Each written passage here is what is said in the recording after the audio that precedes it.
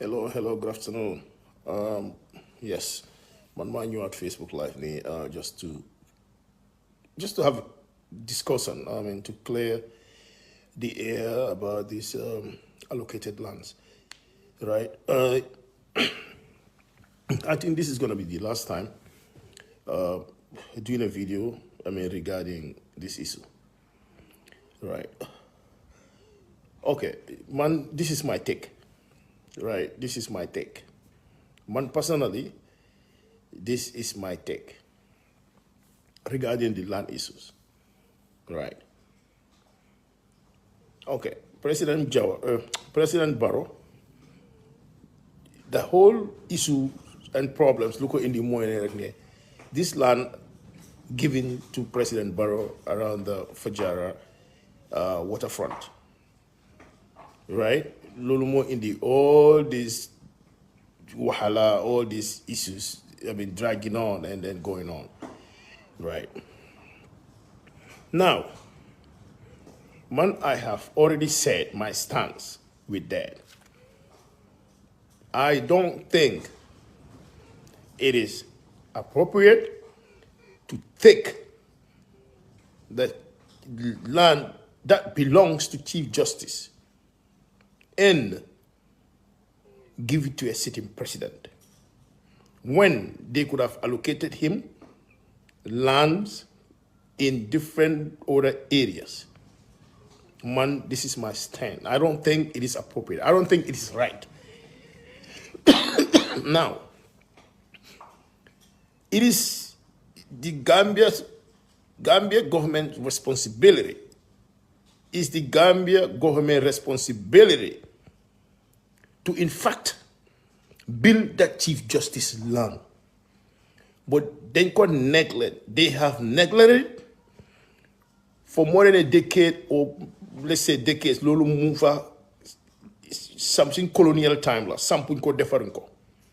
When it is the responsibility of the Gambia government to build that Chief Justice land. But then they, like I said, they could neglect, they have never done it. Now, you took that very land, which belongs to the Chief Justice residence, and give it to a sitting president. I think that is unacceptable, and that is wrong. That is completely wrong. Right. Even if they're gonna allocate a land to the president, there are so many lands Yohane Munenko is to the president from different areas. Right. Gambia Lumorona def build that Chief Justice land, develop it for the Chief Justice residence. Since colonial time, Lulumo Faneka, Motanga Vice President's residence, Motanga the President's Vice President's residence, and President's residence, State House. So you have the Chief Justice residence, then Corona Sampa. You know, it is their responsibility. But you cannot take that land and giving it to a sitting president. And I think that is wrong. Man, this is how I see it. I think that is wrong. I think there's no excuses. President Barrow should return that land. And you allocate Kofenen. Supposedly, I'm Ben land, you know what I'm saying, on his name, because this is what the Constitution said. Right. If you have to allocate any Gambian a residential land for residential purposes, could that individual waruta any land on his name? This is what the law says. Now, if you go against the law and do otherwise, that means your law is illegal. Your law is against the laws. In the near future coming, munga in this problem, as I said before. If President Barrow continue this development, muje land be, musampa spend for so much money and everything. Any other government, so muna nangwa that land, that said land. First, muna ko nang on these two grounds. One, it belongs to the Chief Justice. Right? Some will argue, well, it's the same government ñoom ñoo ko joxoon Chief Justice is the same government ñoo ko jëlaat. Some will argue that. But these are meant for lawyers. Right. But then, second part bi, fu ñu ko mën a nangoo waat mooy ne président Barrow ñëpp xam nañ ne am na land, am na kër, du benn du ñaar. Fu mu dëkkoon sax, what's the name, opposite Old Yundum, Yaram Bamba, foofu lañ dëkkoon. I don't know ndax land boobu si turam la nekka, but all I'm saying moo nekka rek ne, I'm just assuming ne am na kër boo xam ne mu si turam before this allocation. And the law is very clear. If you have a land on your name, you cannot be allocated a land which is illegal. Residential land which is illegal. So now, the two fundamental questions morning, and that President Barrow amona land si turam, blind ko allocate any other land. So this is a question to be answered. Te you ko muna answer moy mom himself or the land department or the Ministry of Lands ñoo xam ku am land ak ku amul land. Now, ñu jógee fa ñu ñëw si Darboe's case, right? Darboe jabaram ak doomam bi they are Gambians like man maa yow. They have all right to apply for allocation, right? But I mean, there's a problem here. There's a problem here. And even though Darboe hit na gis-gisam suruton, muna na ne, okay, fine, these are citizens, they have rights to apply. Why sometimes it does not work like that, especially if you're a politician, especially if you're a minister. Because anything, sa family lum def, they need a conflict of interest, or nepotism or favorism. So, mom, I just believe me, the wife should have known better, the daughter should have known better, for not to apply. Because, I mean, these things will always come. Darboe, as a politician and a party leader of a political party, he has done a lot for the country and sacrificed a lot. So the last thing you would want more to taint his reputation. And this is exactly what happened. To taint his reputation. Now, as a daughter, you're going to apply land for Funono. Of course, I mean, there's influence. Either Darboe himself participate in Nasilolu, I mean, or Nyakana say participate, only God knows. But my point is, even Sudene, Darboe Wahuta, the minister, or Wahuta can put you allocate new lands. But the simple fact, these are Darboe's daughter, Darboe's wife, is an influence. Especially Kohane was a VP, vice president, minister of foreign affairs, his political career. So obviously, the moment you apply, right, then don't be Darboe, don't be killer. That alone influence la.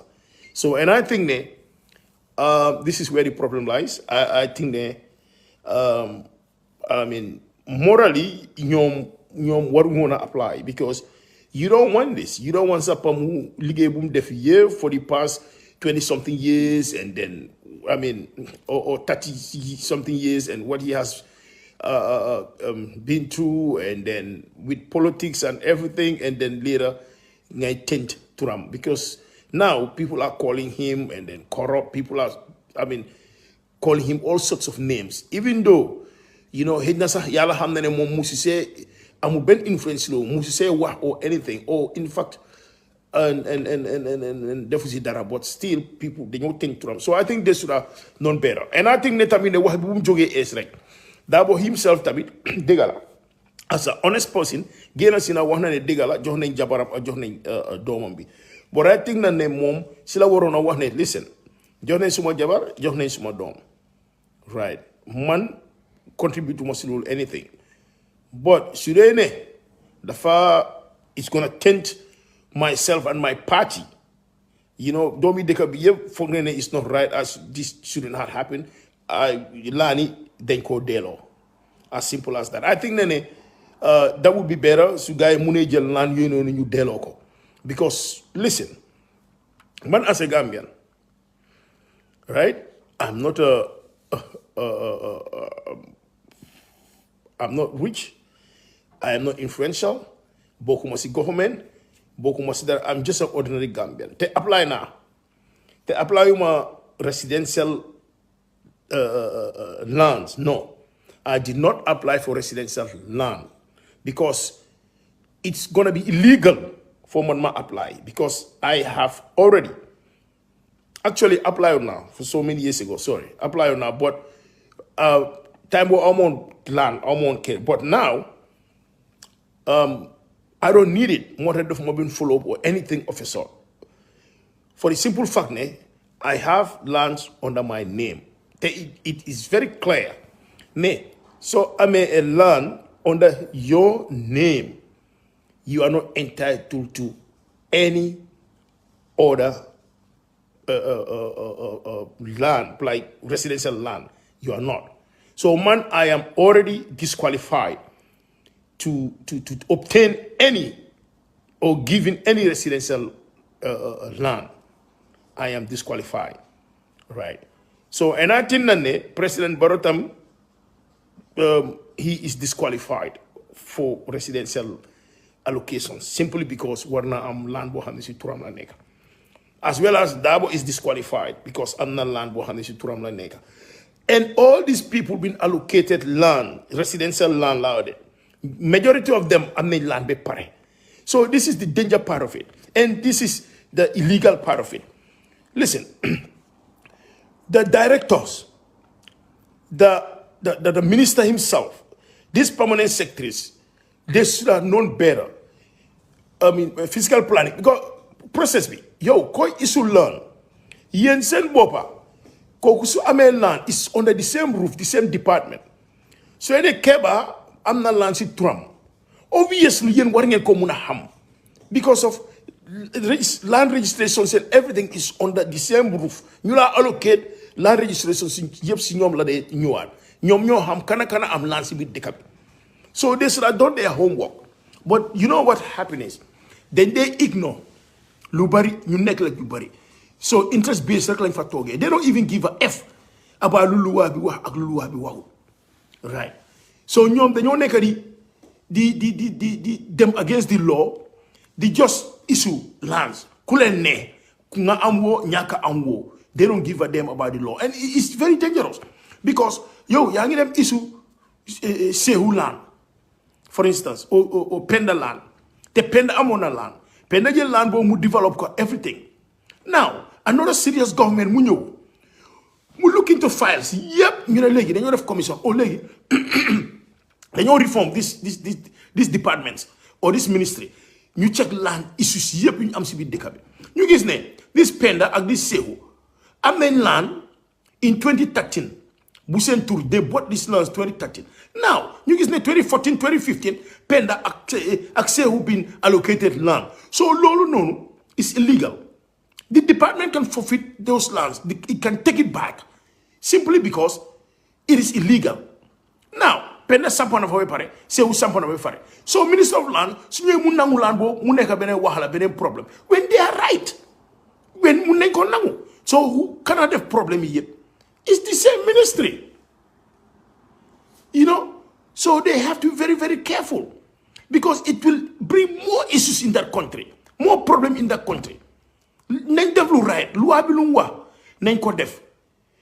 it be applied to every single Gambian. I'm not land si turambe pare. Ko warin ko issue ben land. Excuse me. It's under 18. Ko warin ko issue any land. Right? So li yep mufa. Why ñom dañoo dem di def lu len ne di issue ñoo xamne amone land be pare. Imagine your minister be amna land be pare nga dem joko another land allocation. Koku nonu obviously when police officers is sona army bi nurses, you know, firefighters, doctors yi ñeneen ñoo ñëpp mënu ñoo am land fuñ dëkka ñu ngee luwaas and seen salary is very poor seen salary tey mu leen a dundal sax but yow you can take those residential lands nga jox ko ministre boo xam ne mu ngi fekk 200,000 soo cegee bénéfice ak yeneen mu ngi am 300,000 a month lu ko ëppa kooku mun naa jëndal boppam land mun naa sampal boppam kër su dee bungalow la sax right yow nga dem joxaat kooku noonu land when ku ko yelloo nga bañ ko jox when kii si boppam sax am na land ba pare kii si boppam sax am na kër bu mu dëkk ba pare waaye yet still you allocated him another land just look at this. For you, we are serious people. Seriously. So, mother, I mean, any serious governments, there'll be too many issues, too many problems. Because government will get any honesty. Mamuga regulately. Dina nangu kiri bare. You know, because of, I can guarantee you, the majority of all these allocations is illegal. You know, it's not right. Majority of all these allocations are illegal. Because you go there, you have, yep, I'm in kirbe pare. You know, you go to yep, I'm in land be pare. You know, which is very, very illegal. So, anyone, any change of government, could you rek? This 2017 government, benyo to 2024 bini, then you have a problem when it comes to land issues. Bebare, look, you're serious, Monica. This minister doing these allocations, these directors, they can be sued to court and they can be charged because it's like they're intentionally going against the laws. Yo hamgane baro amna lansi turambe pare. Yo hamgane I mean penda amna lansi turambe pare. Yo hamgane fode amna lan turambe pare. They because yo warnga ham lolu lands yep are registered under the same ministry and department. You went and then issued them another land allocation. So now you are doing something very illegal. Tesula Yobo court as this minister, you can be charged for that because law death is against the laws. What you did is simply against the laws. You know? So this is the problem we have in the Gambia. So with the double issue is they got a double honor. Mom Lani, Mom 2019 Linko Daha from work. From his job.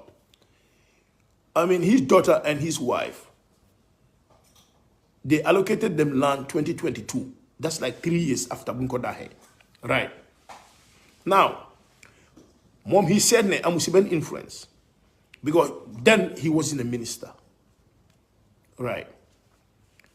He also said, Minister of Lands, from 2017 to 2024, let him publish all the lands allocated, which is it's a good thing because this is what Gambia needs right now. You publish, your land, yep, they have to publish it. And how many lands have they given? Right? That will equally say this. But to me, that is not enough because he's already been tainted. People will say, ne, nepotism la, favorism la, you know what I'm saying? Simply because I'm not influence. Simply because it's double. Applications don't do that. We don't do that. Applications. He was the vice president. The lands are allocated 2022 after 3 years when he was sacked. But as the rest of the public are saying, his influence, it has contributed. Because of one, I have applied a commercial land. Because as I said earlier, I am not qualified for the residential land. But I am qualified for commercial land. Why, man? I don't have any influence. It's over here now. Bente Auma. There are so many people. Nyufaneka Amun. But then they have given so many people, even foreigners, because of land influence they have, kickbacks. Right? So Lila Gambian be bugatut. Ñu li lañ bañ. Ñu ne man tay all my documents are intact. All the requirements are fulfilled them. I have done everything they have asked for. And my file is there. Now, man waru mo na gis a director by right. Man waru mo na gis a minister by right. Man waru ma gis president by right. Process bi yep dafa wara go on. Su Keba apply, ñu screen documents am yep. Ñu xamné dégg la ki day documents am yep are intact. he should be allocated a commercial land. You hold everything for available. You all sa file here partner checking everything is intact. If they needed any other supporting document, this is when they should call me. Nama keba check sa file there. Why am the document missing? Or they need another document bini pour provide ko. Right. Mamuna provide document bobu nono. And then you continue process bi. Nema wow, you are qualified.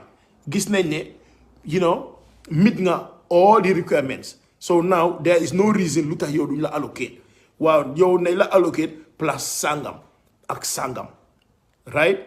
From this day, nga ñew jël ci sa allocation sa documents. If you have to pay any other fees, fay ko ci li. You know what I'm saying? This processes need a right process. Right? A transparent process, accountability. But now, the president just cannot call the minister. Man, allocate len keba land. You know what I'm saying? Slowly happen. Minister be loho muna tight. Gambia la. Muna ne president do mako muna def de because keba am na land be pare. O sew am na land be pare residential land I cannot do it. So what if mu ngi halane mu ne ko da hasil yeb or dafa challenge president already. So interference. I think that this is the problem we have in that country. You know what I'm saying? The interference. I think that should stop. You know, influence with the fabric. The land allocation so ko se renyal len ko dey jox. Either minister sila, either National Assembly member sila, either ñoo xamne tay they can afford to buy their own lands. ñoo xamne tay they can afford to even build a house. Why give an allocated land to these people? I don't understand it. You cannot give them residential lands. They can be able to buy their own lands. Right? You know, so I think that is the problem we have in that country. Fake reforms, changes, do them. You know, and then it's always going to be problems. And the ministry has been doing a lot of illegal handing over of lands, illegal allocation of lands. The ministry has been doing that for way too long. They have allocated so many residential lands to Ninyo Hame is illegally done. And as I repeat myself again and again, any serious government will know all those land allocated on problem. Even if you can develop it, you know, because obviously you get it illegally. The government can take it back. So kepa kunyo allocate land time, you have to be very, very careful. You have to be very mindful. Because munne lako allocate tay, yonga fonane yansi jama. Any other serious government will know, so look at it, nahame yo, this land they lako allocate illegally because you're among a land sa turbulang lako allocate or your nekulon you're before 18 years or your nekulo sa a Gambian residence. Yang deka abroad, your nekulo Gambian residence, your nekulo for anything. So why should they issue even a residential land?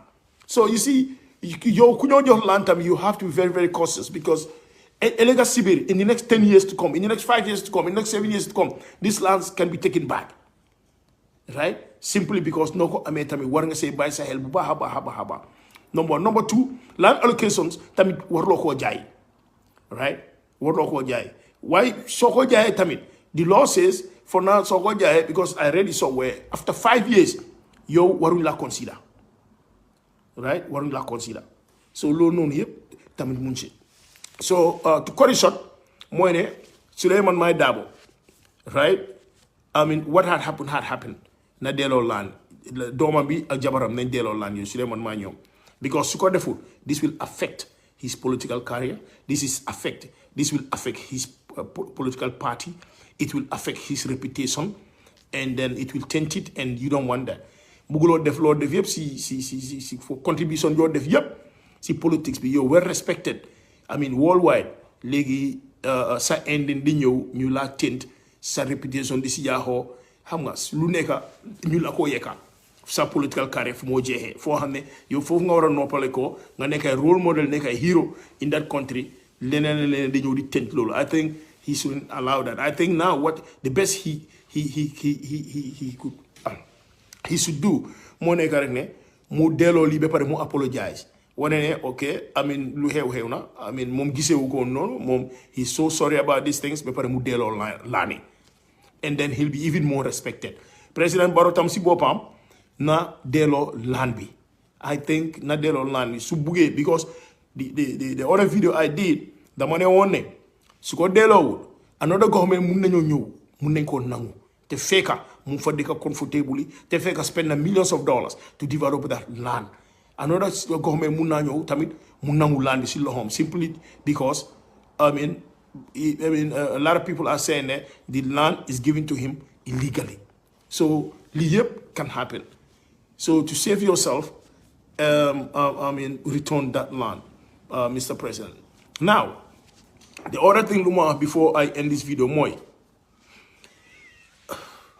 ya jame assess some yun nangu yep. Nyuko jenda yep, right? Minister bi, am na yum population, why nyep hamne ne, am na nyo hamne flame protect. He has protected so many people. He refused. Lulu is very unfair and is very unacceptable. Minister of Justice, the foreign public, all names, New Jena, Yaya Jame, Assessami. It should be published. Listen, you guys are not there for yourselves at the different few Kabulu. Gambians need to know this land belongs to the Gambia. It does not belong to Yen. So who are you there to protect? Gambian suñ land la ñu ñoko mom. You know? Yaay jame yu jël yëpp suñu la ko jëlé now you know nga jël ngeen jaay ko lu tay yeen war leen na Gambien yi parti Semba Demba moko jëna who are you to protect, you know? So the Minister of Justice therefore release all names ñu jëna land yoy nonu land Yaay Jame katuli Yaay Jame moto Yaay Jame assess like every other thing lo xamne defo nañ ko auction ci jaay nañ ko the minister daf ko publish ñu xam the total amount luñ jaay and everything ak nit ñu ko jëna dafa wara dis yépp. Now, TDA, you know, TDA, tamit, all the land allocations you def on TDA from 2017 up to date, then quarter release, then quarter publish. Let them publish all the lands they allocated to TDA. And yep, and the purpose of giving those people those lands, yep, then quarter publish. The Gambians want to know, right? Bitam then quarter ham. Issue land yep TDA dañ ko wara xam Gambians dañ ko wara xam we need to know dañ buga transparency and accountabilities, right? The other one to Monica from 2017 up to date, Minister of Lands, how many residential lands la allocate yep buga nañ ko xam ak ñan la ko jox, how many commercial land lañ allocate lool yep buga nañ ko xam nañ ko wax waaw ñoo yep dañ ko wara release. If they don't, there is now an Information Act. Let the journalists, let Gambia, joke, you them, you know, you them, jail information both from them. So go guy banye def, we can even go to the courts or give them to this information body, the new Information Commission. Yes, we report the case to the Information Commission. Information Commission becomes in the favors, simply because they believe in you and higher, you banye the favors and everything. In court, right? Why everything for a transparent accountability for a yes, and I repeat, TDA from 2017 up to date, land you allocate to businesses, to individual, to corporations, companies, whatever. All the lands given should be published. TDA, not even one single one. Then go by Ghana. TDA baby lunjohe. Number one. Number two, Yaya Jame, assess some yunjel yep yunjai. Then go publish. You go jenda yep ak you go. One single one water this Ghana. Even so the president of Kojina sa then go wara the futuram the president be general plus sangam. Like everything they go publish. Yaya Jame, yunjenda yep then go publish. Assess something nangu yep then go publish. Kepa kusi muna agenda then go publish. What do you know about one single thing? Transparency, accountability. Now, Minister of Lands and Local Government, land him is yep, residential land him is yep, they've published. Commercial land him is yep, they've published from 2017 up to date. Can moko jena, can ko allocate and everything, therefore transparent, accountability. Now, Lee, therefore so guy publish it. We can go to this Information Commission. Wow. Yes. I know there are some people very interested. Man, right now, but I'll be coming soon. Inshallah. ñeneen ñu fa nekk they can do it ñu nee dem ñu request all these informations so government bi su ko bañee release we can go to this information commission su ko bañee release then we can take them to the courts right we can take them to the courts waaye su loolu yëpp su possible ñu toog xaar another government su ñëwee let it be 2026 let it be 2031 let it be kan lii yëpp dina leer su boobaa ba pare ñoo xam ne issue na leen land illegally yëpp dañ ko war a nanguwaat as I said suma other video commercial land dañ koo joxe koo xam ne yelloo ko sax right even application bi sax mitut even the requirements ñu jox ko commercial lands because dafa joxe xaalis si ron now o dafa korop gaay minister bi because of both Musa Dramé ak this Abasanyang ñoom ñëpp they lu ñu doon def yëpp they so much act of corruption going on in when they were ministers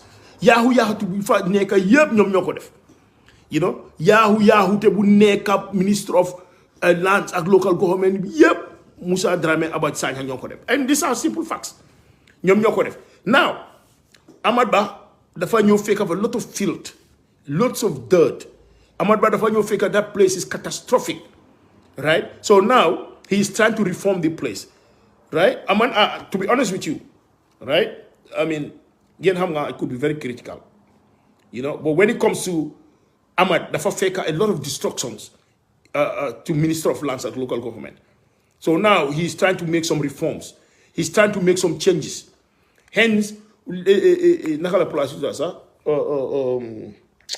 Yoni Bajil way I forgot the name Kamalo yeah hence Kamalo sax mu cancel all allocations because yaaxu te bu bare moo fa nekk dañ yu bari lañ yaaxa you know so now as I just said moo nekk going back to what I said President Barrow dafa war a delloo land boobu noonu and Lawyer Darboe dafa war a doomam ak jabaram tam yu delloo land yooyu noonu because of without his influence ñooñu du doon am land ñooñu su nekkoon ordinary Gambian bu nekk rek di liggéey GPTC o nekk di liggéey NAWEC dinañ apply land for 5-10 years duñ ko am so obviously soo gisee ñooñu am ko is because of his influence you know so dafa war a delloo land I don't think it's right I don't think it's okay dañ ko war a delloo you know when you have firefighters struggling the police are struggling the immigration officers are struggling the army they're struggling all these people are struggling te mënuñoo am land seen dëkkuwaay sax baaxut mënuñ koo am and just because of ñii seen influence ñu enu land jox la I don't think that is right I think dafa war a delloo land yooyu noonu yes man nag am na liñ publish I think Fatou Network la woon ba ma ko siyaane buñ ne Darboe dafa applyal boppam ba pare applyal sonin looyam ba pare applyal ay doomam yooyu pour moom gëmuma ko I don't think Darboe will do that personally I don't believe that story so moo tax ma ne su ne mun nañoo publish those applications then I don't think ne Darboe he himself xam na ne he's already been allocated a line pipeline fu mu dëkka allocation la jox nañ ko ba pare so Darboe being a constitutional lawyer Darboe cannot go back do that for apply it moom boppam another land loolu I don't think Darboe will do that definitely I don't think Darboe will do that I don't think ne Darboe applied land for I mean sonin lawyer ak lii I think process bi mooy doomam bi apply na and then jabaram apply na and then because of his influence they gave it to them I think loolu la but for him to apply a land for himself son-in-law I think that's just a lie I don't believe that I don't believe none of that you know I don't believe that story right so yes ne delloo laani doomam bi laani jabaram bi I think that's the right thing to do mu apologize and then President Barrow tam dafa am pour delloo laanam bi tam moom tam mu apologize and ministry tam they start doing the right thing koo xam ne amoon na ba pare laa nañu issue ministre yëpp Brufut Heights gis nañ ko we see the list yëpp dañ ko war a delloowaat yes dañ war a delloowaat laan yooyu yëpp dañ ko war a nanguwaat because suñ ko delloo I tell you another government su ñëwee suñ ko sampee sax dañ ko nangu right even if another government comes suñ sampee laan yooyu dañ ko nangu simply because it is illegal ñu ñoo jox ñëpp they already have lands on their names ñu ñëw di leen joxaat another land I mean who the hell are these people pour ñu jël suñu land seera seer yi yëpp di leen ko jox may for free et jox leen ko for free just because of what you are a minister Just what? You are a president's advisor? Just because of what? So for some person, they call nang what? So see, everyone, guy humbling your def. And I won what nako. Right? I don't have anything against them, but it's just a way of protecting them. For one lane, this is not right. Right? I'm just speaking the truth. This is not right. So you got some pay. I know that government know they can take it back. Because this land allocations, it has been done illegally. Because you already have a land and now they allocate you another land. That is illegal. Right? So Sunko Sampe, it can be taken back. So they have to be very, very careful. You know, so Lila Amon Purwa, to my last Wapuma repeated money, ya Jame Assessam yep, Yun Jai, yep, and you yep, they have to publish their names. Ya Jame Assessam Yun Jai, ye, muy muto, muy sondel, muy nak, muy har, muy bay, muy kanara, muy ker, muy anything, Lord, it was taken from Ya Jame. And then you Oxinko, they should release the name of these people. Nyanla, ak nyanla. They're not supposed to protect anyone, not even a single person, because all this thing belongs to us Gambians, Nyoko mom, and we want to know Nyanyo Jina Assetini, ya Jame. So let them publish everything, not leaving one single person. Now, meet them to TDA. TDA with all the commercial allocations, right? And all the individual allocations within the TDA, whatever allocation they did, but they release everything. All the people allocated, then they release. Nyanla, Akfanla, Bobutamit, then go release. Minister of Lands, Kepakum allocate lands, be it residential, be it commercial. From 2017 up to date, Momta for release, yep. You allocate land, yep, then go release. You publish everything. Now, if they refuse to do this, Gambians, there is an information commission. Now, go to them and then request these informations. If they refuse or wasting time playing games, go to the information commission. Information commission will give you all these things. If they're trying to favor the government and protecting them, then we can go to the courts. You know, we can go to take. Why information? Yep, Gambians didn't go ham because all these lands and all these properties is ours. It does not belong to few people. You know what I'm saying? And then protecting each other and then looking out for each other. Lolu is unacceptable. It's not tolerated. Now, I mean, these things, Lengwaraham. And then from there on, you said, you know them. So, thank you so much. And Jerry and Jeff, thank you. Allocations. I mean, therefore, now for years and years, I think about years ago, time, I don't think I'm not lands or whatever. I mean, who cares? Right? Yala dibel na mama am suma land ak you know you're fine. But I applied for commercial allocation. I meet all the requirements. In fact, watching Ahmad Ba's speech the other day, the one and all these Kamalo allocations you guys do, yep. You know, then they cancel all the allocations because of Abasanyang, yep. Even those people did not even meet the requirements and they were issued allocations. I personally meet all the requirements. I met the minister and I spoke to him and all lands are finished. Simply because I did not give him money on the low. I did not give him I did not bribe him or give him money or anything. And I meet all the requirements. But this guy refused to give me land. And then money, you know, all lands are finished. But look at him now. His ass is hot. Because they came to realize that the mom is all dodgy and criminal. You know, it was abusing his rights, abusing abusing public office, being corrupt. You know, businessman, because everything she run underneath. He took all our land and gave it away. Imagine even foreigners, they were allocated lands. Right? And you allocate lands, commercial lands, and which is unacceptable. So I am paying rent. I'm spending more than $500,000 just for rent. Is that sustainable? Now what's about salaries? What's about transportation? What's about customs law fee? What's about your profit? What's about dunda? What's about so many things? Do you think that the law is sustainable? This is why businesses will collapse Gambia. nga start business 1 year 2 years 3 years business collapse because government does not help. Yes, these are facts. To let it dimbele. Ordinary Gambians so have ñom lañ waro allocate. Ñu jabale sen business ici. Right? They don't. Xam nga ñale ne allocate land. Ñoo xam ne they are already multi millionaires in the Gambia. Ñoo xam ne am nañ xaalis bu du jee. Ñu jël suñu land yëpp jox nañ ko. Right? Or business men yi corrupt leen on the low. You get $10,000, $5,000, $3,000, whatever $1,000, join the money on the need, and then they allocate them land. Right? Foreigner, you allocate them land. When us, the Gambians, you lay what a japole day, they don't. Look at it. Even my sister just said it now, Faru Kamara. 4 years, we apply a land allocation, they did not give it to her. With all the contributions Faru Kamara has done in that country. Including myself, the diaspora, Fatu Kabara, nyenen. Right?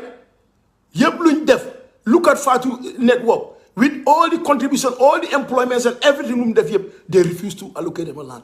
But look at it. John Dabo, Jabaram, Agdomam. Fine. They're entitled to it because they're citizens. Land. Right? John President Barrow land. I'm sorry, President Barrow. I'm not jarbatam, your family members or friends, I'm in your land. Nyada businessman in your land. They have allocated the minister's land. Right? They have allocated National Assembly members' land.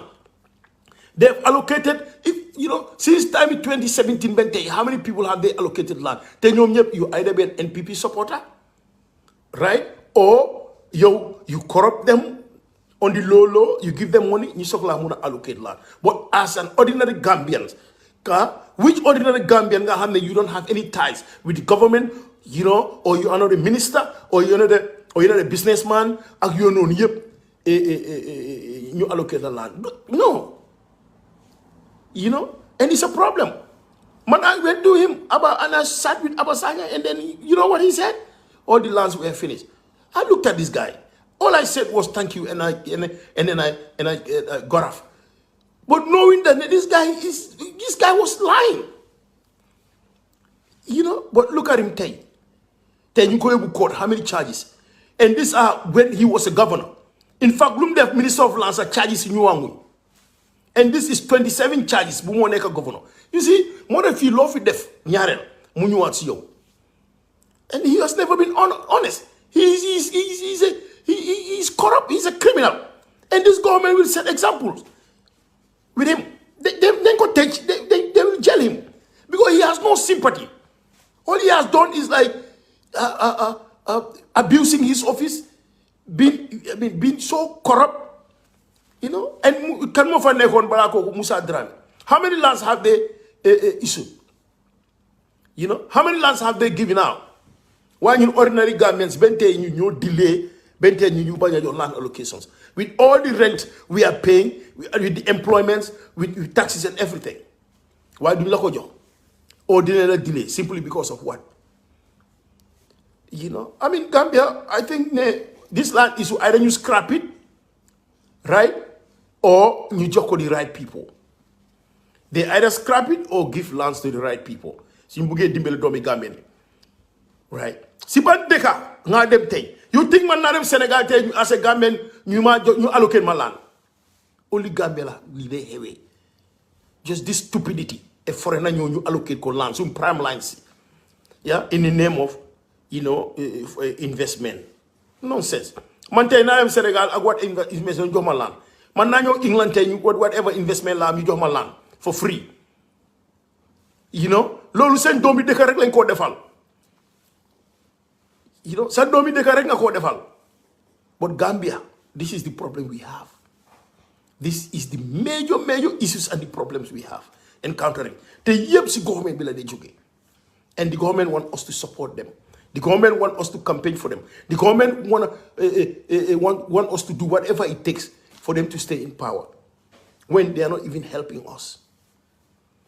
Only few businessmen, hijack government with some of these, some of their ministers, some of their ministers with some of these cartel businessmen, hijack the government. They hold it tight.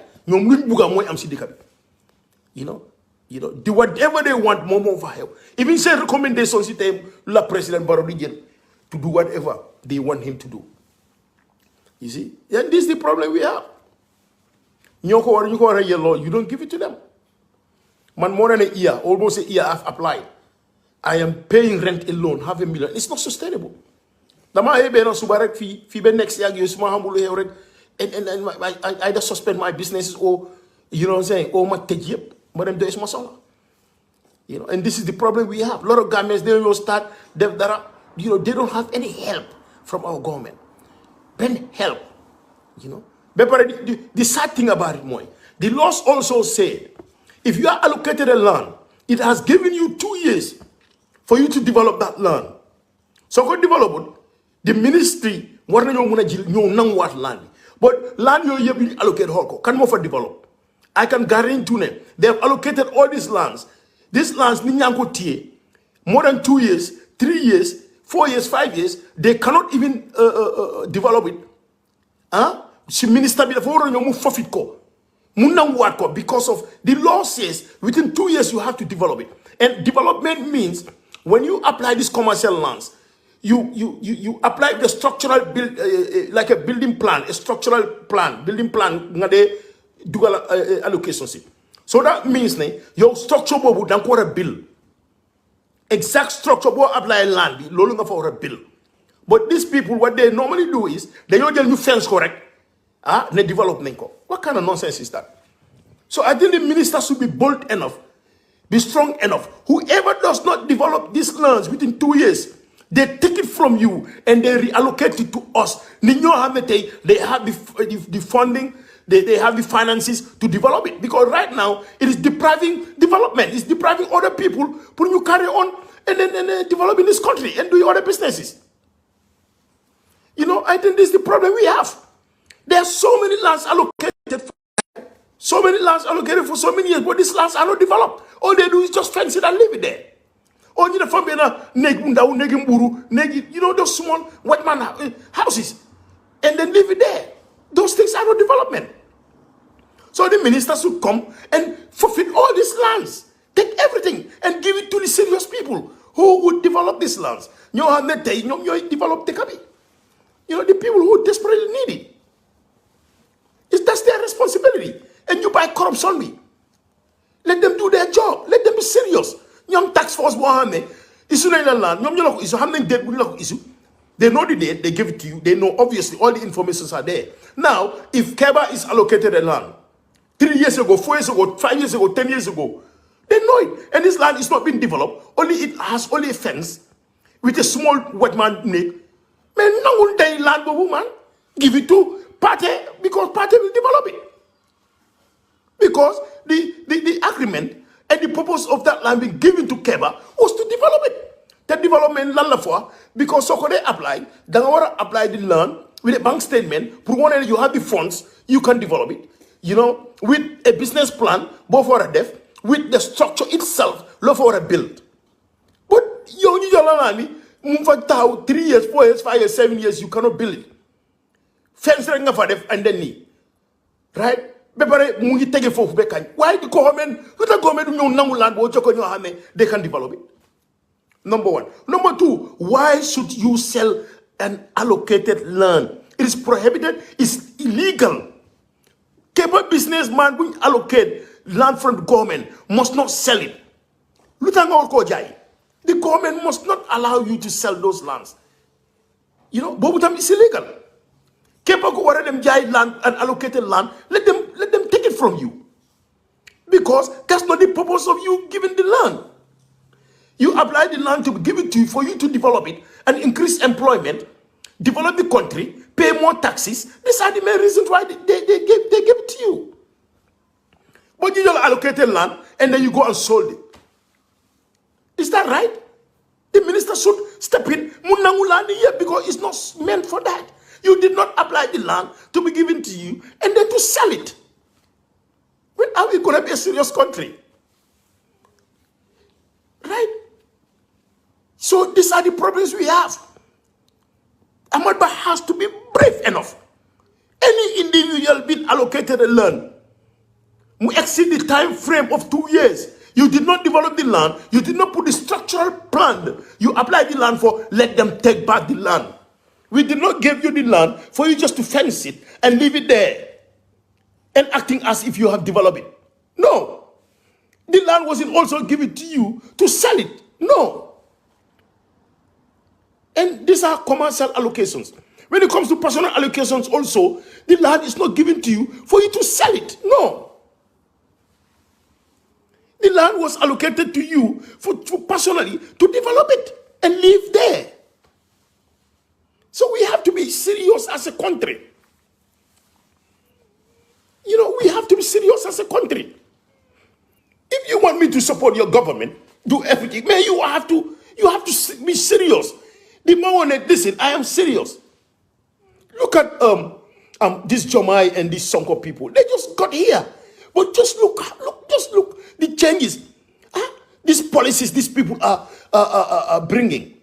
You know, the changes, the work they are doing within this, man, I think 100 days or less than 100 days. You know, they're serious people. But them apply land a year or more. Yeah. What kind of nonsense is that? You know, these people have to be serious about these land allocations. Look at the Nyaland they allocate land. Ex-minister, yep. I don't know about Dabo. Why allocate Dabo Jabaram Agdomam, as he himself said it. Right. You allocate some of the ministers. You allocate, I'm sure some permanent secretaries allocate National Assembly members. I'm sure some of the judges are allocated land. And some of the richest business men are allocated lands in the country. While the ordinary Gambians, the middle class, you know, businesses growing up, can't let you allocate land. No. Either you have to be part of NPP or support the government. Land allocation. That's not right. Hey, by right, if you put in your application, you're not even supposed to see anyone. Supposedly, you are meant to go for an interview. This is the only time. For an interview. If not, processes they want to go on without even seeing the person who applied for these lands. Verification move for a neka. Documents key duga lolnge want to verify and look at it. Look everything and this guy is entitled to it. And then you allocate him the land. All he has to do more call neko money. You also allocation me. Finally, we have looked into it. How many you deserve it? Sa allocation timudna. Requirements you let yo amgako. Okay, we will allocate you land. Sangam plus bini ak plus bini. Nakas land plus bini. This size. This is a serious government. Ninga de dohe. You know, but you put in your allocation. I have to go to the director. I have to go to the minister. I have to see physical planning guys. I have to see this. I have to see this every day. Tuisanton, demal be elik nganyo. Wa ne check demal elik. Kuneka ngibugal just hadisiron. Kuneka ngibugal lekadra. Minister ba ngibugal lekadra. You know, on see before you allocate. I mean, it's just ridiculous. It is unacceptable. It's just ridiculous. A country does not operate like this. You know, I think all these things need to change. I do not have to meet anyone to be allocated. The system should be built properly. If I put in any applications, be it land, be it any other thing, even a passport, they should not even see me unless and until they have a doubt. This is when they call me for an interview, when you interview me and they issue me my passport. But they do not even need to see me unless and until they need fingerprints, probably. Well, I should not even be going to see Mr. W, Mr. P, Mr. Lee. That's some affair sorty. I mean, it's absolutely unacceptable. And then these things has to change. Gambian Signata, like I just said now, I have applied. And I've met all the criteria, all the requirements. I must and should be allocated. Then if I sue them to court, I will win my case because it's a law. If you meet the requirements, they should give it to you. And if they push us, we're going to sue them to court. Because we should be allocated. It's our right. As a Gambian, But we have all the evidences. They have been allocating even non-Gambians. They do not even meet the criteria. They do not meet the requirements. Ahmad said it. The minister he himself said it. We heard him. So why not the people, the Gambians themselves? Lord, everything we have, we took it to Gambia. Just to making sure the country is well developed. The country, we are doing our quotas. We are contributing. We are doing everything we can for the development of the country. We love the country. But the government is not helping. Not at all. Everything is about corruption. Everything is about corruption. It's unacceptable. Ragalle yala. Ragalle yala. Nyepay day by fili yep. But be scared of God. Be scared of, all this wrong. How would you even feel comfortable? You yangi corrupt to the core. You know the jarud yon. You picking up all this money. Even feeding your family with all this money. The tapale di sacha di ramaj fi direct di jail. It's not acceptable. It's not right. We should do better as a country. We should definitely do better as a country. But I think the Honorable Minister will do the right thing. To be honest with you, I went to the ministry and I have seen firsthand, no one told me, he has started a reform program, to change all these local government ministry, local government lands. Yeah, he has started the reforms, and I hope it continues. Yes, Ahmad has started a good work, reforming the whole Ministry of Lands, changing so many things. There's so many wrongs. You don't help. He is trying to change all these things. And I hope it continues. And I hope he change all these nonsense you don't happen. All these lands we allocate whole, as I said. You either be a minister and be allocated, or a family member of a minister, or a family member of a president, or a president, or a very rich businessman. These are the people they allocated lands to. And they don't even care. They will even do it illegally. And majority of them don't even meet the criteria. They don't even meet the requirements. And they were allocated. The minister said it. I did not. I'm just repeating what he said. Hence, Kamalo, you live in Kwe. You cancel all the allocations at Kamalo because it was all illegally done. A government does not operate like this. They need to change. Business, like small businesses. Imagine, man, I'm paying $500,000 rent or more. I have 2 stores and 1 storage. In the Gambia, I have $1,000,000. Lord, I'm going to afford. Man, I cannot. Hence, I apply for commercial land. Then I can build this land. Then if I'm not paying rent, I can create more employments. And then pay more taxes. Hence, I did. But if it continues like this, what I'm going to do is cancel the year. And then stop it. Because it's not sustainable. I cannot continue to be paying all this. The rent is expensive in the Gambia, especially the rent I shop on a highway. These people are charging ridiculous amount of money. More than businesses in the Gambia. Because law see profit and go fair rent. And these business owners, shop owners are charging in dollars. Imagine you charge $5,000 benefit, $6,000, $7,000. I'm not even pay $10,000. Bena shop. You man with bagas guy custom money sell. You get custom tariffs all the time. Logistics, you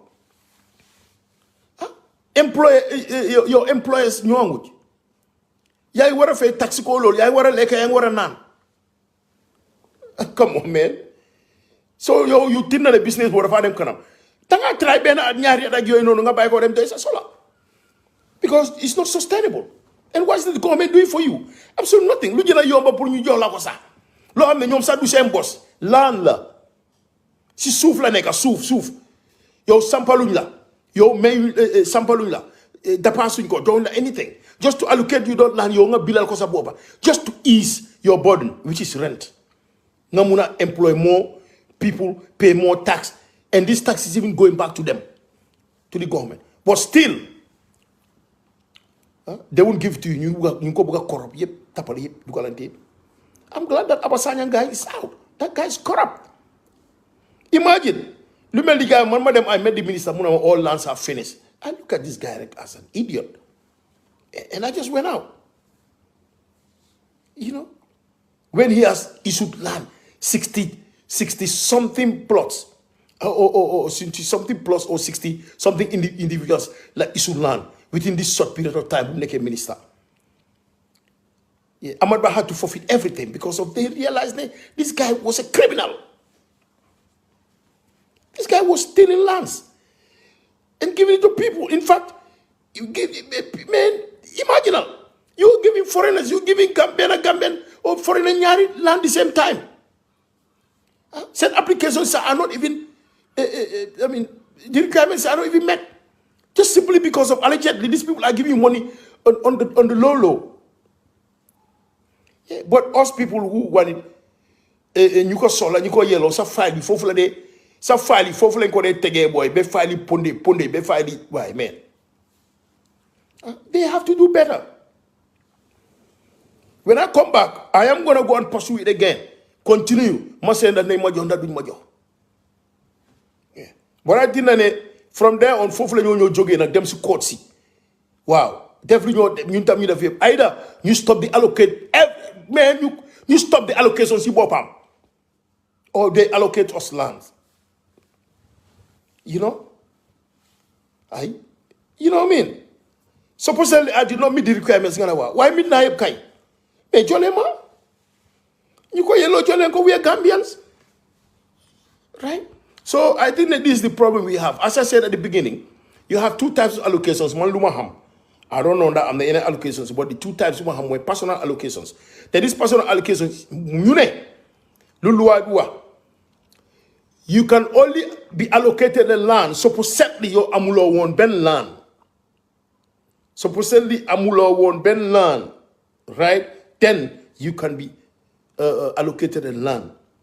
But Gambia, they do it illegally. More than Gambia, serious governments, you bury a problem. Because of these lands, nanga gis kumeni keba, munyam nyanyeti land, nyenenti land, nganyu allocated ko land. That's illegal. Ko am land be pare, doko de allocated land. That is very illegal. You don't do that. That is against our laws. The law said ko amu land, ngade allocate land. Number one. Number two, that is personal. But personal vitamin, land bobu is not for sale. You shouldn't be selling it. But look at these people. They don't allocate land to how many people they will resell it again, which is wrong. Ngajo to commercial allocation, more businesses. But it says, when you apply it, I just want people you wanna have requirements, you wanna understand. You will buy the form. The form is $50,000, right? From Departments of Land. Ngajina form is 50,000. Number one. Number two, ngadem si professional building plan. Architect bula draw sa building sa structure bo wara def si this land so la ko allocate that structure da for wara nek fofu nono. Comme plan. You know, structure bi da fo dam ko wara defar tamit. So you'll spend money. So chahan be $50,000 to $100,000 just put the only that structure. So it's costly. Bepare you bany la issue. Nga dem nga fay leader, you defar la building plan, everything. That structural plan. Nga fay $50,000 to $100,000. Nga nyo jena sa what's it called again? Form be 50,000. Nga defar business plan. Business plan tam cost la 35,000, 40, 50,000, 100,000. I'm the most at this business plan. But we cost that amount of money. Right? Not the business plan. Yep. Right. But pare. Not them not. It is a bank statement. Yes. So you include your bank statement there. So I mean any other additional supporting document, you put it there. So you see, even to apply this is very costly. Yeah. So halis yam nga dugal for commercial. Now, nga apply commercial bini be pare. ñu jox la ko suñ la ko joxee the law gives you 2 years. Yeah, 2 years or 1 year, 6 months. I'm not sure, but it has given you a time frame for like I think maximum 2 years or something like that to develop it. The development bobu moy lan. What you applied, that structural plan no longer for a def. Exactly, because no longer apply. Neman Kebas is say when you give me this land, this is the structure I wanna put there. This is the amount of employment buma buga def. You know what I'm saying? Aguy, sa business plan below for buga def. Wow, fee dama fa buga def jaay kaye moto. Wow. So now, suñ la ko joxe, they gave it to you because of application wo dugal lolu nga wa. Moto la fi buga jaay. Structure bi la fi buga def and everything. Sa bank statement bi la ñoo xol xamne yow you can afford that. Lolu yep dañ ko put into consideration and now you are issued the land. So when you issued the land, within 2 years, buñ la wax si time bi that moto bo fa wara jaay moto yi war nañ fa neka war nga start jaay structural plan bi bo fa def war nga ko fa def within that 2 years.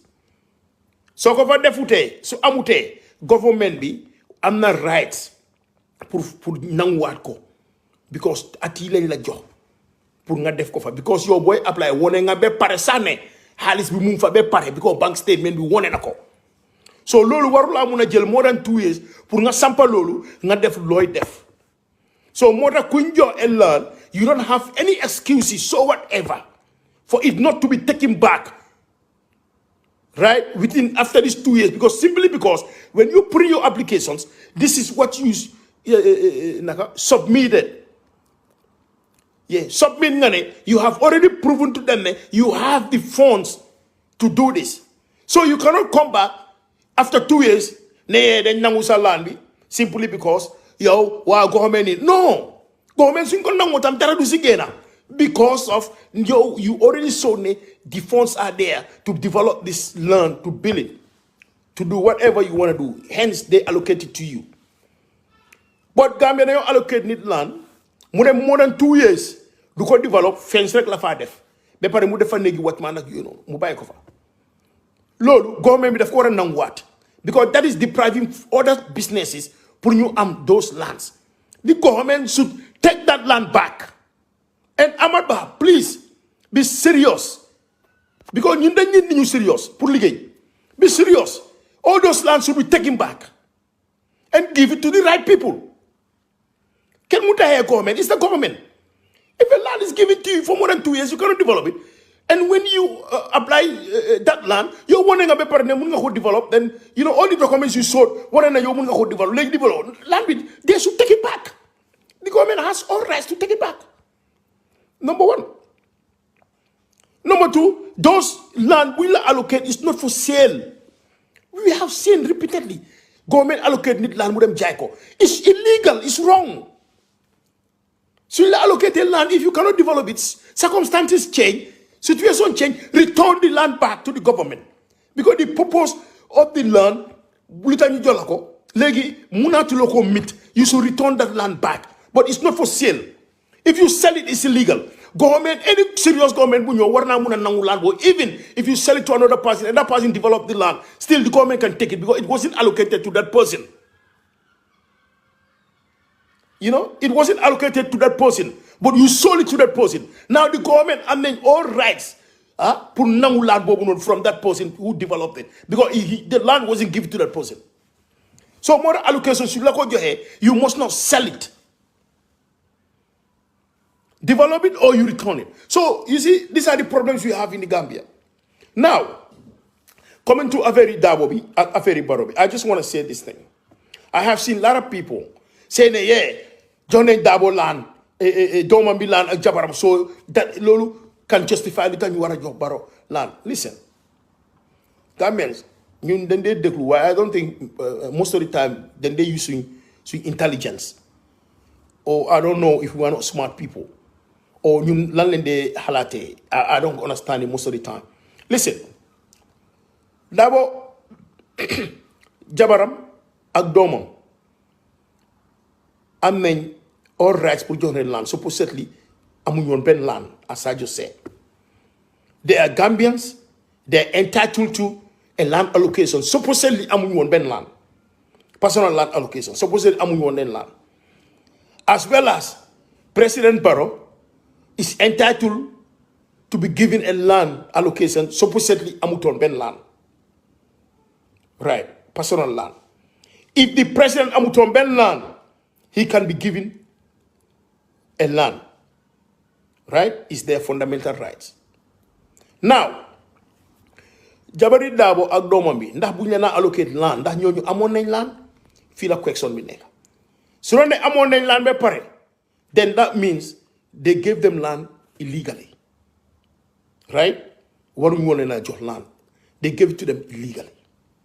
Now, President Barrow, buñ ko allocate land, si lu tax ñu allocate ko land, is it that the new laws moo tax ñu allocate ko land? Ne president bi su retire ndax dafa plan for his retirement ne da su retire fii la war a dëkka ndax li ak lii ndax dañ ko issue land simply because of ne every Gambian is entitled to a land allocation. Supposedly you do not have a land. Supposedly president bi si boppam tamit am na ay land ñu allocate ko this land is illegal. It is illegal. Waru ko jël because waruñ ko allocate as a personal land because am na land be pare. Now, the other thing was this land belongs to the Justice Ministry. Judiciary. Sorry. Now, I don't know what the law says about this, but Simon, taking a land that belongs to an institution and give it to a private citizen, right? Bobu Tamit, I don't think it is right. I don't think even though the institution land is empty, is not developed, it is the government's responsibility to develop land. Chief Justice land bobu nonu, government be nyoko wara develop. It is the responsibility of the government to develop better land. But now, it is very embarrassing to leave that Chief Justice land empty for years or decades. You did not even develop it as a government, but coming back to take that land from the Chief Justice and giving it to a sitting president, I think, Lulu, is not right. Simon, I don't know what the law says, but morally, it's not right. I don't think the president should have done that. I think that is just ridiculous. You know, let me repeat. This land belongs to the Chief Justice, right? That land is not developed for a decade or more. Now, the government, they refuse to develop it, which is, which is embarrassing. As a Chief Justice residence, they ignore it, they neglect it, they did not develop it. Now, you took that land from the Chief Justice. You refuse to develop and now give it to a sitting president as a private citizen. I think that is unacceptable. I don't think that is right, Mora. What they could have done is issue borrow a land, allocate borrow a land somewhere else that does not belong to anyone or institution, and then we develop land bidding. I think Lulu morally more right. Right. And that is also Surene Munge follow the rules and the laws of the state. So amut land wara allocated land. But Surene amga land be pare, you shouldn't be allocated a land. You have to buy. Then he should not be allocated a land. Surene is a commercial land, that's different. You can even have 10 lands, 20 lands, but still when it comes to commercial land, you can apply it because it's for business purposes. Bobu, they can allocate you. So, and I think that this is what people need to understand and know. So, when you understand these things, then yo, dingamuna hamloiwa. But you cannot compare the land allocation to Barrow and the land allocation to Dabo's children and wife. Try to justify one and the other. No. Because it's like apple and oranges. You cannot compare them. Dabo Jabaram Agdomam Landing Kojo. Bobu, it does not belong to anyone but the government. Minister of Lands, Nyoko Mo. ñu jël ko ñu allocate ko as any other Gambian ñu jox ko right. Barrow's land is already Chief Justice land. You cannot forfeit that one. You take it from Chief Justice boobu noonu nga ñu jox ko to a private individual, a sitting president. And I think that foofu la coow li nekka, foofu la difference bi nekka. But it's not only about ne Dabo issue nañ ko land doomam fii de war a issue Barrow tam land bu ñu ko jox no. It does not operate. It does not work like that. Now, so issue on Barrow land comme ni issue on Jabari Dabo aki land boo xam ne it belongs to Minister of Land. It does not belong to Chief Justice or it does not belong to any other institution. It wouldn't be a problem. It wouldn't. Right? So I think feel isusi neka. This is where the problem lies. Now, as I also said earlier, are they giving these lands for the simple fact that they do not own any other land? This is where the question is. Now, supposedly, ñoom amee ay land ba pare, it is illegal for them to be allocated another land. So I think feel a problem there. And I think for the past ministers, since time Yaya Jammeh, all these land allocations, you know def yep, then ko def rek, and they don't care about the laws. Right? Then you allocate ko have sa amna 4-5 land, you allocate la personal land. I think the lolu is unacceptable. Kunyo issue land, the foreign neka amulo land when it comes to personal land, personal allocation. Any person kunwara issue land, the fact you do not have any land. This is when you should be allocated a land, right? So I think I have said the differences and for people to understand. During President Jawara's time, Soko said, we not allocate land yet. K Point, Pipeline, the Fajaras. Soko said, I don't know that Muslim isuko hame amona land. Why majority all those people land allocation to happen yep. But that we go allocate land bisa pipeline for no. I can tell you, Nella, you allocate on land you sun ongule sun mame sun pa ñoo ñep Banjul lañ nekkon ñi ñoge fi amuñ land. Jawara allocate len land. Fofu la ñoo sampa mu nekk family home ak yeneen ñoo move si ak seen doom ak yoy ñoo ñu musu wona am land. Lolu motax ñu indi li allocate len land. Why ko am land be pare loko allocate land? You know, ko am land be pare loko allocate land? Just simply because of loi bo mu fa rek yow da nga wara allocate land kula ne. No. Loi bi tamit dafa am yoon. Tambi Jawara ñu allocate yan soko sédé ñoo di nan am land, amuñ won land. They couldn't even afford to buy. Am na ñoo xam ne amuñ won be pare tay bo de na may sa land. Tay mo kilifa yo fi gis yeb su la de man bu ma yow Serekunda de dañ ma fi mela alcalde daf ma de tanal fu ma ne mu dogal ma ñu mela you know nga dem fi ñun suñu maam yeb no lañ amé land they gave it to them for free am na ñoo xamné ay $100 lañ jox leen land am na ñoo xamné so land time bobu it wasn't as valuable as now it is ba bare time bobu nonu deka bi tamit it wasn't populated as now it is so regulations amu fa won come so you cannot compare before and now. So now rules here then can change because the country is populated, right? Land am tawko bari, so it should be regulated. So bunjaga ba nu na joxe land lolu warta muna taxne legi non lay wara joxe land.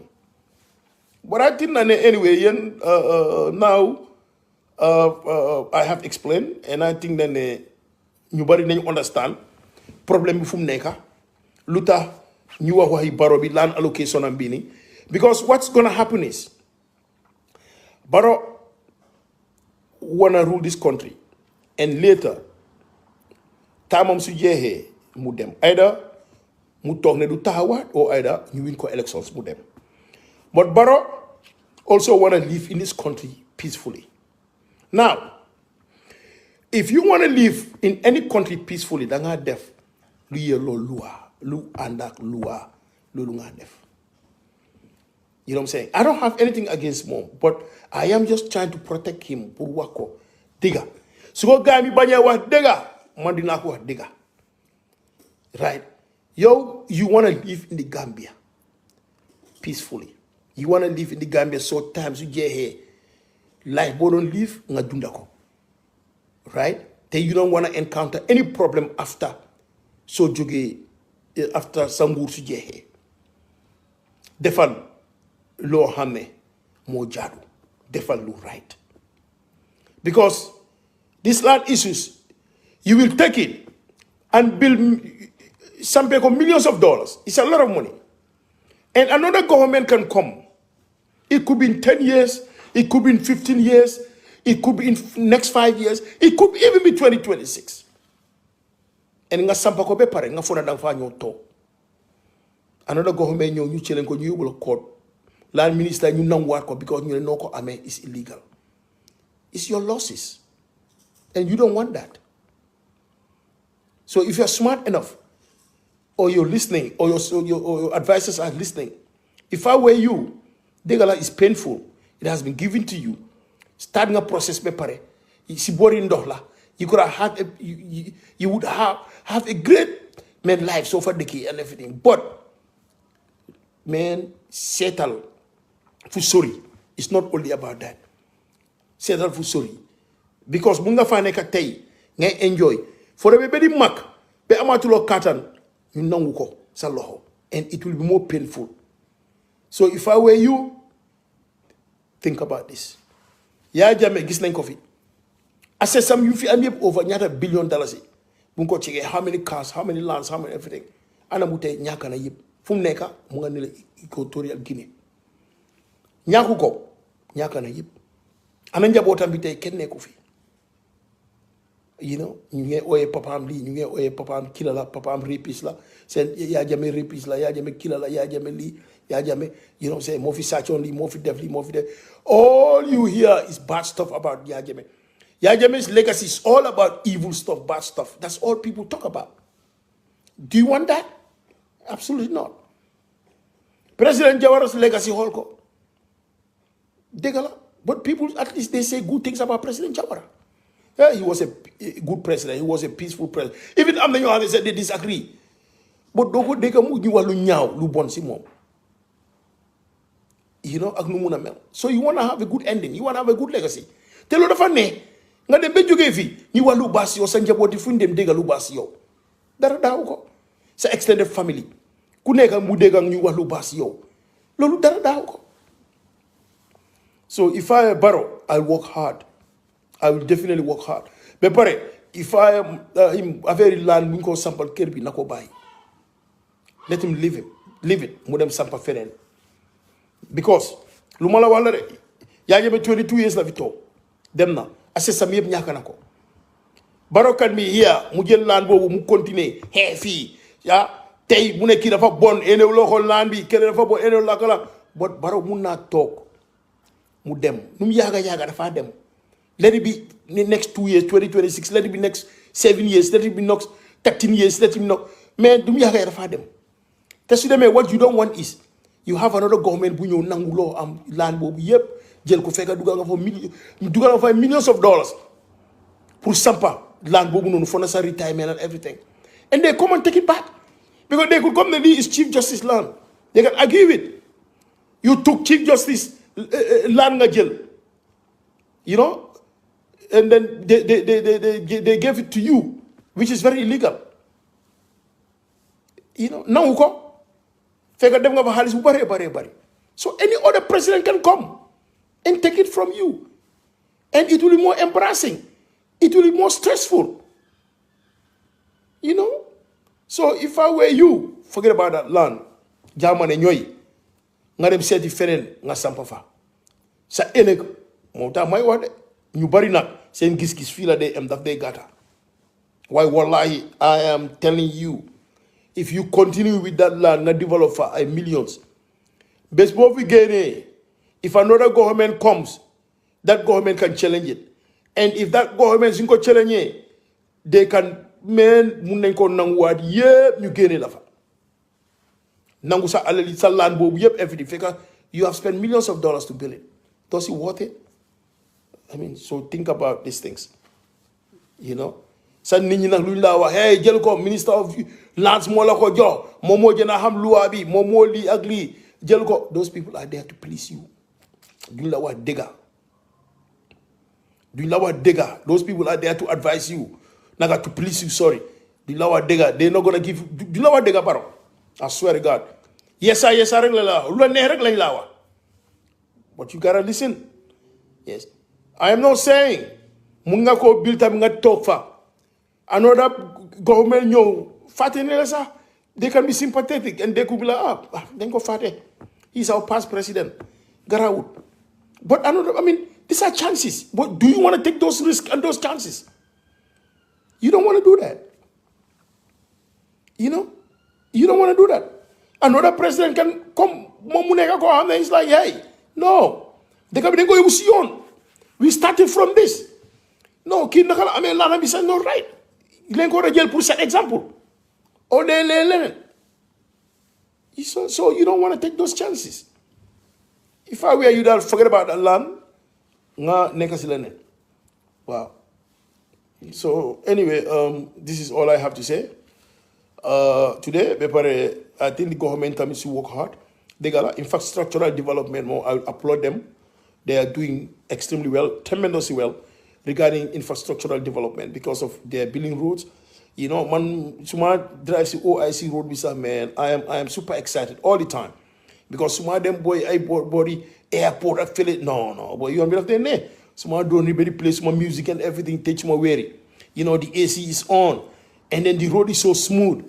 Man, I just love it. To be honest with you. The OIC road, man, I love that road, boy. You know what I'm saying? Yana jama bari yala wani accident, wani I mean difficulties in the am.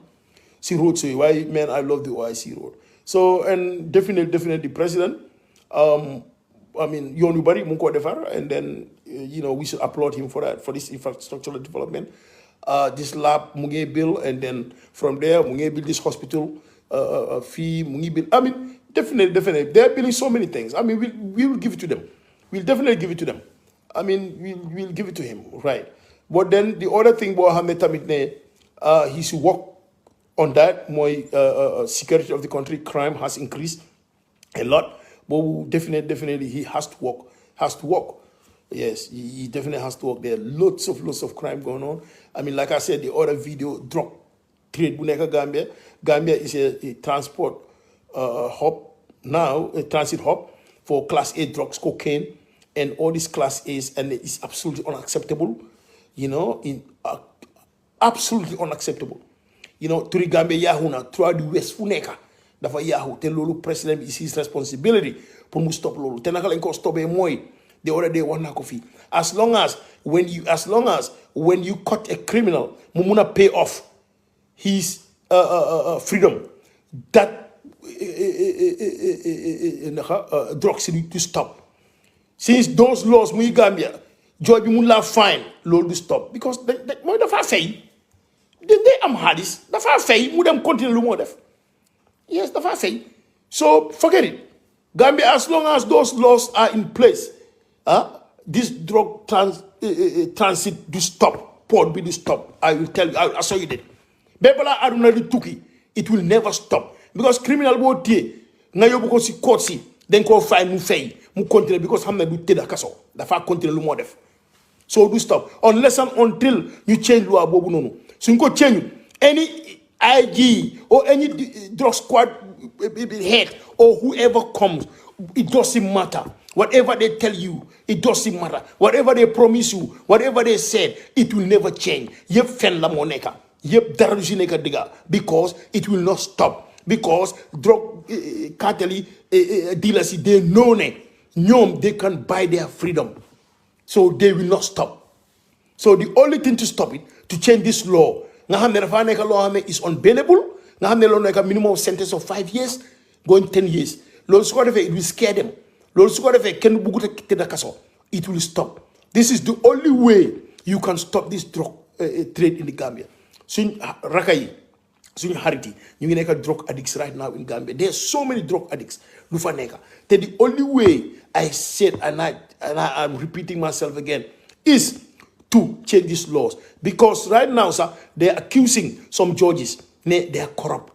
You know, prosecutors, some of them are corrupt. Because of this drug cartels, dañ am xaalis they will buy them si suuf ñu jox leen xaalis George yu ñu dee allege ne dañ corrupt you go to the courts ñu tee jaakari taay George bi war laa fine 5 million sax daf laa fine 2 million or 1 million yow nga jox ko another additional 1 million si ron ñu bàyyi la nga free nga dem continuer looy def but now since 2017 up to date how many drug dealers leen téye how many tons of drugs in the ton name me one koo xam ne muy maal tu benn tey di saaf taamam noonu amul and still trade bi mu ngay gën a yokku mu ngay gën a yokku mu ngay gën a yokku it tells you ne le loolu noonu that law has failed that law dafa fail law boobu noonu mënut a change anything that law cannot fight any drug dealer in the Gambia it cannot fight the drug trade so the drug trade the only way to fight it mooy ne in any serious government mooy ne kuñ téye you cannot bail them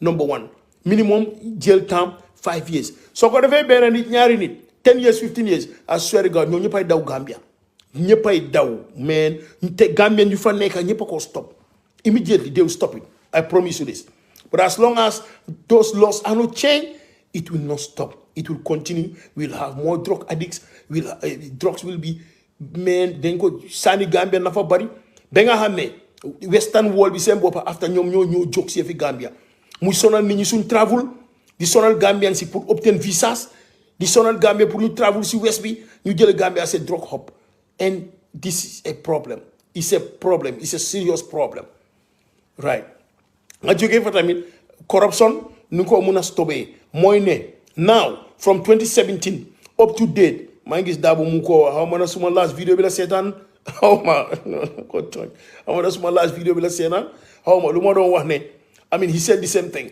from 2017 up to date ñëpp lañ war a account képp minister képp permanent secretary képp parastatal accountant finance directors you come to the managers deputy directors ñoom ñëpp dañ la war a account check képp koo xam ne am na kër moom moo war a proof naka la amee këram bi not ne it's not the government responsibility to prove it ñoom ñoo ko war a proof naka lañ amee kër gi su dee taay bi nga sampa ñu value ko mu nekk 10 million 15 million how do you have that 15 million now xam nañ ne si at bi yëpp 1 million lañ la fay salary right si at bi yëpp you have traveled 100 times nga make per diem of 2 million 3 million now léegi yow from there essence dañ la ko lay jox fine bul jënd essence waaye fine ça dépasse lii la ñu estimer every day di nga génne benn $1,000 or 2,000 waaw léegi ñu check lii ak lii loo spend demoon nga fi vacation te government fayuñ la obviously lii nga war a spend ak lii ak lii yan ngi suñ ko si minusé check yëpp dinañ xam ne yow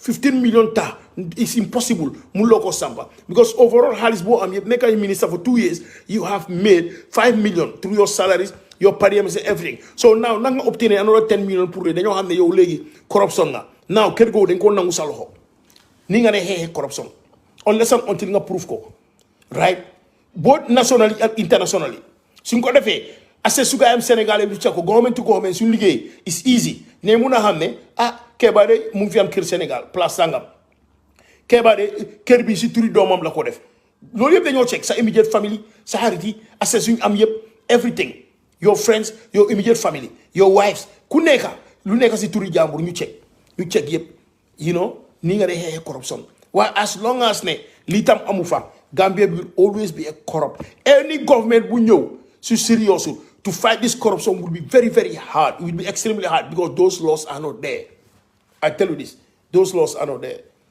right so I mean it's a problem nga jógee fa as I said Dr. Minister of Information right Dr. Ismail I mean to be honest with you he's working hard ñu ñëpp gis nañ changes mu indi to the ministry ñu ñëpp gis ne he's really working hard nee na la rek there are certain things you don't have to defend it right there are certain things am na yoo xam ne it's very indefensible you don't have to defend it that's just my advice président bi su defee yéenay oo mu wax yéenay you know su dee wrong na Gambia tam nit ñi dofuñ jine mbeñu ñu right ku def lu wrong xam nañ ko ay magum jëmma lañ jeexal ku def lu wrong xam nañ ko I mean you cannot come and try to defend certain things you know lulu is not right as a friend obviously I will tell you this it's not right you cannot defend all these things because what it does is it's going to affect your credibility xam nga dafa affect certain things and you don't want that I mean people will adore you more, will respect you more, even though you're working, under the government. It's your right to work for borough. Every individual, I'm the right for legal government. Of course. And that person shouldn't go through abuse or insults or anything because I'm the right for legal. Why? As I just said, there are certain things you cannot justify it. You cannot just sit down. Nelly is right. Feka is not right. Lolo, that's what I buy him. Torop. Yes. Nga joge fa education minister bi. Gis naa ne moom tamit is doing well. Is doing well. And then, nga joge fa the minister of youth tamit mu ngi try. The only disappointment I have more like at the stadium. And I think that the stadium tamit dega ninko handle was wrong. Handling that stadium was wrong. By now, governments were in the place stadium, right? But budget restraints stuff could cause Minister of Youth tamit ñu ñëpp ne wanted diga fi government bi ko dé jox xaliss di ko dé jox ben xaliss xaliss bu ndaw lañ ko dé jox té xaliss bu ndaw bobu non tam mënu sé def yu bari right Minister of Youth tam government dafa wara jëna serious sports mu yokka xaliss bu ñu leen dé jox mu wañi the money go to the office of the president. The office of the president, how in a serious country giving more money to the office of the president than all these institutions? Like, come on, who does that? What serious country does that? So I think they want to warn you, Minister of Finance, they want you, budget allocation summit, allocation something, they want to warn you, funds in the OP, dollar Minister of Sports, you can more money. Then at least slowly it will reflect, it will help the ministry and the youths of the Gambia. Right. I think the disappointment would be more like the stadium. I think the stadium be more ninko handle diga. It's not right. Stadium be more waruna pare buyaga. Waruna pare buyaga and then by now ninyu warna di setans new play si for play. And yes, and then other athletes system ak ñeneen ñu fa def seen affaire. All right. Nga ñëw to what ministry again? Tourism, to be honest with you, I don't even know. To be honest with you, man, do man tourism, Minister of Tourism updates or anything? I don't know how much. Unless on this someone else's update or tell me about Minister of Tourism. I don't know. Right now, man, I don't know using tourism. But tourism, we all know that tourism be the 5 days simply because we have said it and we're gonna say it again. That airport tax bu nit ñi dé fay that $20-40 bu nit ñi dé fay no so duga say you charge that $20 so again and you charge another $20 when you come a family of 4-5 ngay fay $100 $200. I don't think that makes sense. Lolu mo that's just the killer. Lolu mo gëna kill sun tourism. As long as Lolu is in place in the Gambia, let's forget about good tourism. Lolu mo let's just even forget about it. It's not going to happen. So I think that if the government is serious, Lolu they got to gain it. They got to gain it because they have tried everything. They have the corruption because of Lolu trying everything because they are already charging us, airport tax and all these taxes and all these other additions that they book as a flight ticket be pare. So motor they cannot incorporate it with the flight ticket because they have tried that. So Lolu munta neka. So obviously, Lolu mom it has to stop. We have said it, then gotta stop. If Barrow is serious about developing the tourism sector, therefore again Lulu. Therefore again immediately, Lulu therefore again. Yes. And then the other sector, you guys money. Name another ministry right now, Mamuna said fan la fate fisheries. Fisheries I think one hale yangi jël gali di tukki because of dika bi naharina. I think ñi ñu wara def mo nekk rek ne as a government tay dëgg la Gambien ñu bari am nañ napakat yu bari mun nañ dox waaye am nañ ñu bari tam mënu ñoo dox am nañ ñu bari tam yëfi napatam mënuñ ko gaali séeréer li leen mun fi suñ troll yi mag yi duñ ko mun a def now if the government is serious boy mënu ñoo jël rek ama boy benn 100 youth 200 youth yóbbu leen si yeneen dëkk yi ñu train leen right ñu train leen ba pare ministry bi boy jënd ñaata fishing trawlers mu nga study with even 10 fishing trawlers right ba pare nga cancel all these Chinese yi nga gis ni ñu ngi yaa suñu dëkk bi you cancel them dëkk bi fu mu ne nii jën yu mag sax mënaatuloo ko am bi ko doon nappa ne jën yëpp léegi dëkk bi ndox bi dafa war a noppaleku léegi jën yu ndaw yi ñu grow ñu mag léegi loolu de mën a def moo nekk to bring sanity again Now, what you should do, Monica, cancel fishing. Big trawlers can move for them. Now cancel for the next 2 years, 3 years. You know what's gonna happen, moi? Jenny, then you start to grow, new jur, yidi mak ak yoy. So in the next 2-3 years time, sa gauge dafa volleyball one, because then you will start having good fish again, and then more fish, and then better fish. You know, so right now, you cancel all these big trawlers. You buy gari séeréer rek di dem nappi di ñëw so géej bi dafa settle ba pare dafa tabe nga ne jën yi dañoo jógee si yeneen dëkk yeneen place di ñëw because of amuñ benn threat gisuñ fishing gisuñ mbaal yu mag oo yeneen so dafa kam ndox bi dafa tabe nga xam ne I mean in the next 2-3 years time moo jën dañoo jàppa ba pare prices itam dina wàññeeku ak yooyu waaye léegi jën moo gën a seer yàppa sax and then you know, and then yeah. So for now, Harama MV, because what are the Gambia mom? There are so many things to talk about, but then Harama MV be bere yon. All right, Jerejef. I mean, share lengo selenko muna share. All right, thank you. Be bere yon.